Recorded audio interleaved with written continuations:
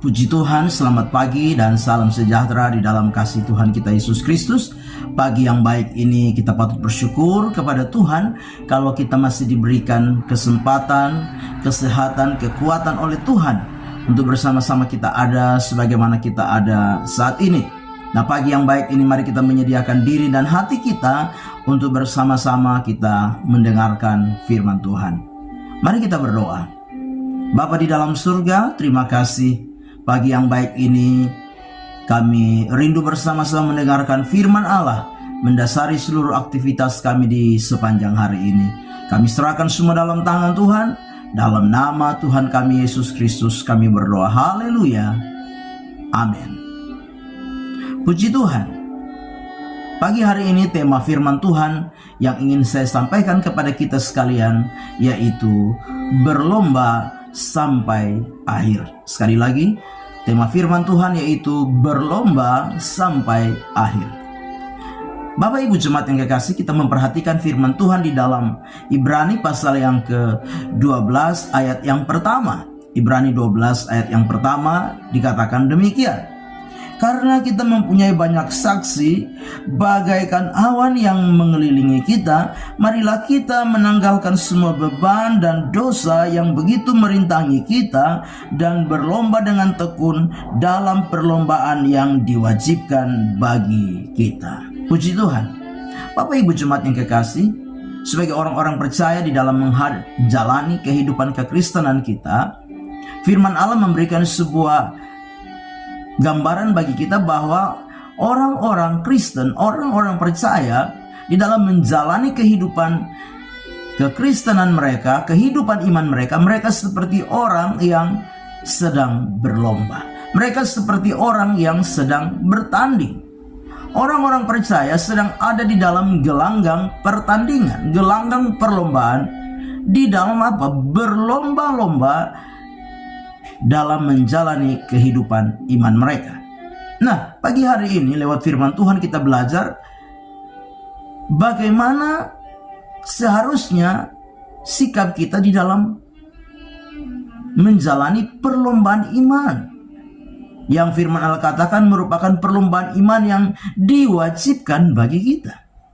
Yang pertama yaitu menanggalkan beban dan dosa sebagai penghalang di dalam perlombaan. Ayat yang pertama dengan jelas dikatakan, marilah kita menanggalkan semua beban dan dosa yang begitu merintangi kita.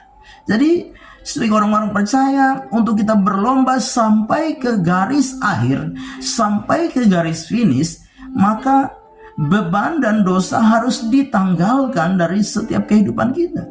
Karena beban dan dosa adalah penghalang, perintang di dalam apa? Perlombaan yang Tuhan wajibkan bagi saudara dan saya. Ketika kita hidup di dalam dosa, ketika beban ini menghimpit, bahkan semakin hari semakin membebani kita, maka kita tidak akan dengan apa? Dengan bebas berlomba di dalam perlombaan iman yang Tuhan wajibkan kepada kita. Itu sebabnya bawalah segala beban, bawalah segala dosa-dosa kita kepada Tuhan. Karena hanya Tuhan yang akan apa? Memberikan kelegaan, memberikan sentosa kepada kita. Di dalam Injil Matius 11 ayat yang ke-28, Yesus berkata, marilah kepadaku kamu sekalian yang berbeban berat, aku akan memberikan kelegaan kepadamu. Bapak Ibu jemaat yang kekasih, tanggalkan segala beban, tanggalkan segala dosa, dosa yang menjadi perintang penghambat di dalam kita mengikuti perlombaan iman yang diwajibkan kepada saudara dan saya. Yang kedua, arahkan pandangan kita hanya kepada Yesus. Di dalam ayat yang kedua dikatakan, marilah kita melakukannya dengan mata yang tertuju kepada Yesus.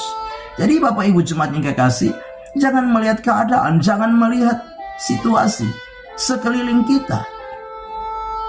Arahkan pandangan kita hanya kepada Yesus. Karena ketika kita melihat keadaan, melihat situasi, melihat sekeliling kita, kita akan menjadi apa? Lemah. Kita akan menjadi kecewa. Kita akan menjadi putus asa.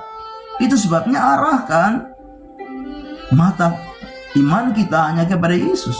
Karena hanya Yesus yang akan Yang akan memimpin iman kita sampai kepada kesempurnaan.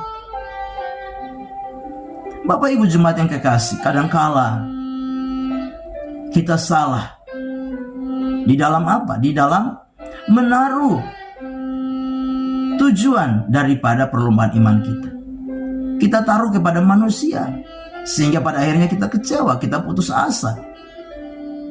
Tetapi pagi hari lewat firman Tuhan, arahkan mata iman kita hanya kepada Yesus. Yang ketiga, apa yang harus kita lakukan dalam perlombaan iman yang Tuhan wajibkan bagi kita? Yang ketiga yaitu ingat akan segala penderitaan yang Yesus sudah alami. Di dalam ayat yang ketiga, ingatlah selalu akan Dia yang tekun menanggung bantahan yang sehebat itu terhadap dirinya dari pihak orang-orang berdosa. Jadi ingat kepada penderitaan Yesus. Artinya apa? Artinya dalam perlombaan yang kita jalani di dalam iman kita kepada Yesus pasti ada masalah, pasti ada tantangan, pasti ada penderitaan.